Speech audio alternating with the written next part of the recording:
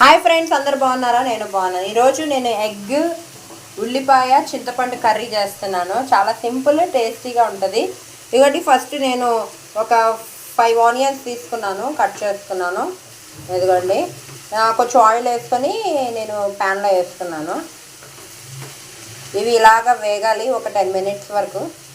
బాగా వేగితేనే కూర టేస్టీగా వస్తుంది. ఇవి వేగాక మీకు చూపిస్తాను. ఈ మధ్యలో బాయిల్డ్ ఎగ్స్ని ఆపేసుకొని వలిచేసుకొని చూపిస్తాను. ఇవ్వండి, చింతపండు పులుపు కూడా రెడీ చేసుకుంది. ఇంత చింతపండు తీసుకుంటే చాలు. ఫ్రెండ్స్, ఆనియన్స్ వేగిపోయి ఇప్పుడు దీంట్లో కొంచెం కారం, పసుపు, సాల్ట్ వేసుకుందాం. పసుపు సాల్ట్ వేసుకున్నాను. ఇప్పుడు ఇది కలుపుకొని దీంట్లో ఎగ్స్ వేసేసుకుందాం.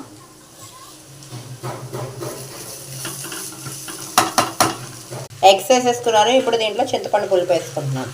నేను కారము 1/2 స్పూన్ వేసుకున్నాను. మీకు ఎక్కువ కావాలంటే ఎక్కువ వేసుకోవచ్చు. సిమ్లో పెట్టు 15 నిమిషాలు. మీ ఎగ్ చింతపండు కర్రీ